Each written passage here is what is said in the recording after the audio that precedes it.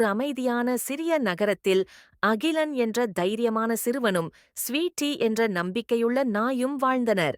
அகிலன் வயது வெறும் 8. ஸ்வீட்டி ஒரு பொன்னிற நாய், எப்போதும் அகிலனின் அருகில் இருந்தது. பார்வதி பாட்டி வயதான ஒருவர், தனியாக வாழ்பவர். அவள் சின்ன பிள்ளைகளுக்காக அடிக்கடி குக்கீஸ் சமைக்கும் வழக்கம் இருந்தது. ஒரு மாலை, சூரியன் தாழ்ந்து கொண்டு செம்மஞ்சள் வண்ணமாக ஆகாயத்தை நிரப்பியபோது அகிலன் மற்றும் ஸ்வீட்டி பூங்காவிலிருந்து வீடு திரும்பிக் கொண்டிருந்தனர். தூரத்தில் புகையெழும் காட்சியை அவர்கள் பார்த்தார்கள். அது பார்வதி பாட்டியின் வீட்டிலிருந்து வரும் போலிருக்கிறது. அகிலன் கூச்சலிட்டான். அவர்கள் வீட்டு முற்றத்திற்கு வந்தபோது பின்னணியில் ஒரு ஜன்னல் வழியாக தீ வெடிப்பதை பார்த்தான் அகிலன்.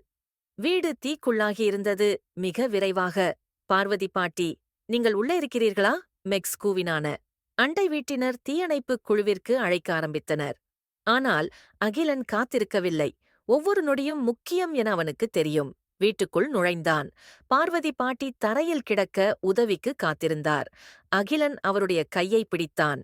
நான் உங்களை காப்பாற்ற வந்தேன் என்று தைரியமாக கூறினான். அவர்கள் கதவின் பக்கம் நடக்க முயன்றபோது தீ சப்தமாக வெடித்து எரிந்தது. வெளியில் ஸ்வீட்டி கூச்சலிட்டுக் கொண்டே வழிகாட்டி அழைத்தது. கடைசி நொடியில் அவர்கள் வெளியே வந்தார்கள். அதே நேரத்தில் தீயணைப்பு படையினர் வந்து தீயை அணைத்தனர்.